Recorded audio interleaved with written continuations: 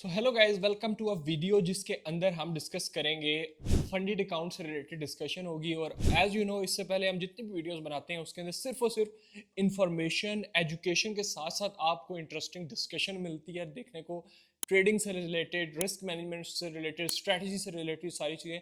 So first of all hit the subscribe button अगर आप trading का लेवल नेक्स्ट करना चाहते हैं। और इंपॉर्टेंट वीडियो है बहुत ज़्यादा। वीडियो के लास्ट में मैं एक टिप भी आपको दूंगा कि फंडेड अकाउंट्स को पास करने का बेस्ट ट्रेडिंग सिस्टम कौन सा है। सो वीडियो को कंप्लीट देखना है। So coming back to topic कि फंडेड अकाउंट के ऊपर कैसे आप ट्रेड कर सकते हैं, फंडेड अकाउंट बेटर है, रियल अकाउंट बेटर है। सो इस क्वेश्चन का मैं आपको आंसर सबसे पहले इस तरीके से दूंगा कि फंडेड अकाउंट आपके लिए इस वजह से बेटर है अगर आप लोगों के पास बड़ी इन्वेस्टमेंट नहीं है। जैसे आप एग्जांपल ले लें कि एक यंग लड़का है जिसकी पॉकेट मनी है वो इतनी ज़्यादा नहीं है, ठीक है। अब वो $1000, $2000, $5000 का कैपिटल अरेंज नहीं कर सकता, लेकिन वो अपनी ट्रेडिंग हिस्ट्री शो करके बड़े फंड्स हासिल कर सकता है। सो आप खुद इमेजिन करें कि एक यंग लड़का जो $100 के ऊपर ट्रेड करे और वो $100 पे अच्छा भी ट्रेड करे तो वो कितना प्रॉफिट बनाएगा? 10%, $10 बनता है। 20% करेगा, 20%, $20 बनता है। लेकिन अगर वही $100 पे करके $10,000 का कोई फंडेड अकाउंट परचेज कर लेता है और उस फंडेड अकाउंट के हिसाब से वो प्रॉफिट्स करता है। फॉर एग्जांपल, अब उसने परचेज कर लिया $10,000 का एक फंडेड अकाउंट, उसको उसने पास किया। पास करने के बाद अब वो उस 10,000 पे 10% का प्रॉफिट कर रहा है। तो $100 पे 10% $10 था, लेकिन 10,000 पे $1,000 का प्रॉफिट बनता है। सो यू जस्ट इमेजिन कि किस तरीके से परसेंटेज आपकी प्रॉफिट्स को चेंज करती है। अगर आपका कैपिटल अच्छा है, आप $10 बनाते हैं, वो 10% बनता है। $1,000 बनाते हैं, वो भी 10% बनता है। सो सारी गेम आपके कैपिटल की है। सो इस वजह से मैं ये रिकमेंड करता हूँ कि अगर आप रियल अकाउंट की तरफ जा रहे हैं, so best option is to go with the funded firm, because वहाँ पर आपको छोटा फंड दे के, छोटा कैपिटल दे के एक बड़ा कैपिटल मिल सकता है, बड़ा फंड मिल सकता है, और उसको आप कंपाउंडिंग कर सकते हैं। मतलब कि आप एक पहले अकाउंट परचेज करें, उससे आप पहला पे आउट लें, उस पे आउट को अपने पे इन्वेस्ट करने से बेहतर है उसको मार्केट में इन्वेस्ट करें। मार्केट में इन्वेस्ट करने का मतलब यह है कि उससे आप एक और फंडेड अकाउंट परचेज करें और उस फंडेड अकाउंट को कोशिश करें पास करें। तो इस तरह से क्या होगा कि आपके पास ग्रुप ऑफ फंडेड अकाउंट्स हो जाएंगे, 2 3 4 हो जाएंगे। एज अ बैकअप यूज करें उनको। इन केस कोई वायलेट हो जाता है, ब्रीच हो जाता है, तो आपके पास एज अ बैकअप दूसरा फंडेड अकाउंट होना चाहिए। So this is how I advice कि आप लोगों को फंडेड अकाउंट्स की तरफ जाना चाहिए। अब दूसरा माइंड में क्वेश्चन ये आता है कि सर फंडेड अकाउंट तो हम ले सकते हैं, लेकिन पास कैसे करें? तो मेरे भाई, पास करने के लिए जो बेस्ट अपॉर्चुनिटी है आप लोगों के पास वो एक ही है, वो है डिसिप्लिन। ठीक है, डिसिप्लिन जैसे आर्मी, अगर आप आर्मी पर्सन को देखेंगे तो वो सुबह 7 बजे उठ के बैठ जाएगा। वो उसके अंदर आर्मी एक डिसिप्लिन पैदा करती है। क्यों? क्योंकि वही डिसिप्लिन उसको आने वाले टाइम में, जंगों में, बुरे हालात में उसके सर्वाइवल का सबसे बेटर वेपन होता है। ठीक है, सो वही चीज़ यहाँ पर अप्लाई होती है कि आप लोगों के लिए जो डिसिप्लिन है वही आपका एक वेपन है।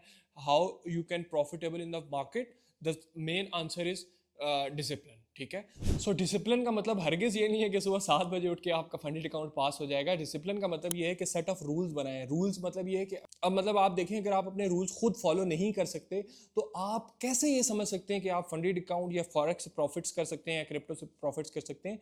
द मेन थिंग इज आपने जो रूल्स बनाए हैं, रूल्स क्या है? स्टॉप लॉस लगाना है, टारगेट सेट करना है, रिस्क टू रिवॉर्ड सेट करना है, ट्रेड को लॉस में होल्ड नहीं करना। These are the rule. जब आप इन रूल्स को फॉलो नहीं कर सकते तो आप डिसिप्लिन नहीं फॉलो कर सकते, आप डिसिप्लिन में नहीं आ रहे हो। अगर आप डिसिप्लिन में नहीं आ सकते, सो इम्पॉसिबल चीज़ है कि आप मार्केट से पैसा बना सकते हैं, अपने फंडेड अकाउंट को पास कर सकते हैं। सो डिसिप्लिन को अपने अंदर डेवलप कैसे करना है, उसके लिए कुछ डिफरेंट अपॉर्चुनिटीज़ हैं, कुछ रूल्स हैं जिनको मैं आपको बताने वाला हूँ और आप उनको फॉलो कर सकते हैं। और वो क्या है? उसके लिए आप अपने एक ट्रेडिंग प्लान बनाएं, आप एक सिस्टम बनाएं। सिस्टम के लिए आप अपने सेट ऑफ रूल लिखें। एक माइंड में चीज़ होती है, एक होती है रिटर्न लिखना। ठीक है, रियलिटी में वो चीज़ बदलती है जिसको आप रिटर्न लिखते हैं। माइंड में तो आपके दिन में 60,000 से ज़्यादा थॉट्स आते हैं। इसका मतलब ये नहीं है कि वो 60,000 थॉट्स आपके ठीक है। तो सेम चीज़ है कि आपके माइंड में हज़ारों ट्रेडिंग प्लान्स आते हैं, हज़ारों चीज़ें आती हैं। इसका मतलब ये नहीं है कि वो ठीक है और आप उनको फॉलो करेंगे।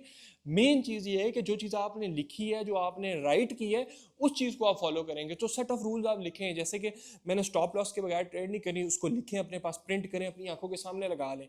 ठीक है, दिस इज द थिंग। जिस तरीके से आप उसको अपने सब सबकॉन्शियस अपने अनकॉन्शियस माइंड के अंदर फीड करेंगे और वो आपके लिए हेल्पफुल साबित होगी इन लॉन्गर रन और आपके अंदर डिसिप्लिन पैदा करेगी। इसी तरीके से आपका रूल है कि भाई आप किसी भी टेक्निकल रीजन के बगैर ट्रेड नहीं करते, इमोशनल बेस्ड ट्रेड नहीं करते, तो वहाँ पे लिखें कि जब मेरे पास रीजन होगा तब मैं ट्रेड करूंगा, रीजन कोई टेक्निकल बेस्ड होना चाहिए। इसी तरीके से डिफरेंट सेट ऑफ रूल्स होते हैं, मैंने टेक प्रॉफिट कहाँ पे लगाना है, रिस्क टू रिवॉर्ड, हर किसी का अपना होता है, ठीक है।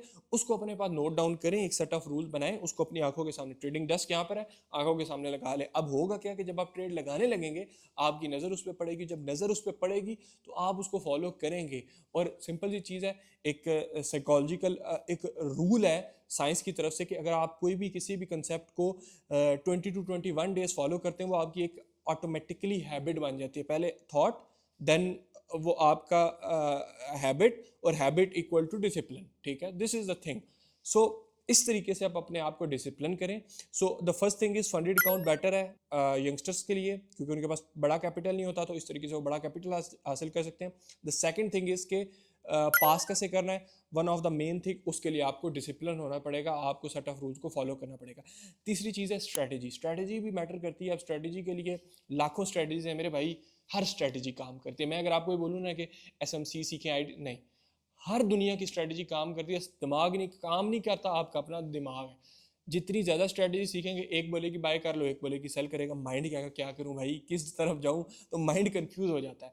तो अपने आप को एक डायरेक्शन में रखें, अपने आप को सिंपल रखें। सपोर्ट रेजिस्टेंस पे काम करना है तो सपोर्ट रेजिस्टेंस पे काम करके बहुत लोग पैसा कमा रहे हैं, मैं खुद भी काम करता हूँ, लेवल्स पे काम करता हूँ। सपोर्ट रेजिस्टेंस पे काम करें, नहीं समझ आती, लिक्विडिटी समझ आ रही है, SMC समझ आ रही है, उसके अंदर घुस जाए, लेकिन लिमिटेड स्ट्रेटजीज पे काम करें। 1 से 2 स्ट्रेटजीज आपको इनफ है प्रॉफिटेबल करने के लिए भी, फंडेड्स को भी पास करने के लिए भी, और ट्रेडिंग के फील्ड के अंदर सक्सेसफुल होने के लिए भी।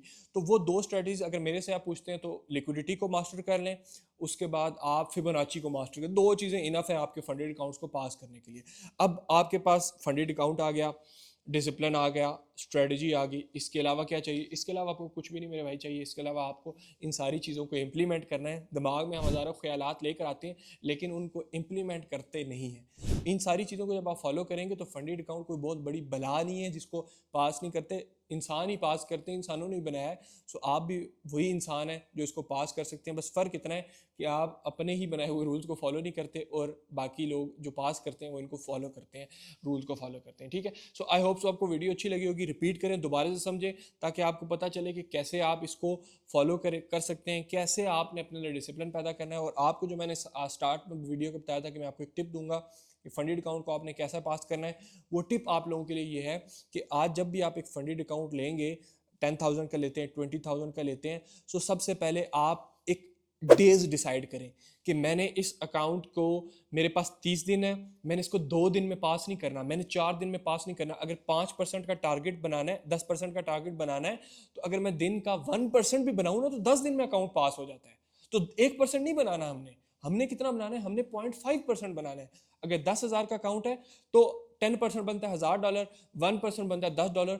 मैंने दिन का $10 बनाना है। $10 मेरा जब बन जाएगा सो मेरे लिए इनफ है, ठीक है। अगले दिन मैं फिर $10 बनाने की कोशिश करूंगा, फिर $10 बनाने की कोशिश करूंगा। तो इस तरीके से फंडेड अकाउंट 10 दिन में नहीं लेकिन 30 दिन में लाजमी पास होगा। सो जब हम एक्सपेक्टेशंस बड़ी रखते हैं तो वो पास नहीं होता। सो आप लोगों के लिए टिप ये है कि अपने डेज को डिवाइड करें कि मैंने इसको 10 दिन में नहीं पास करना, मैंने इसको 30 दिन में पास करना है। उसके हिसाब से पर डे आप अपना रिस्क रखें और आप इजीली पास कर सकते हैं। बाय द वे, वीडियो अच्छी लगी हो तो शेयर, लाइक, सब्सक्राइब लाजमी करेगा। See you soon in the next video. Good bye.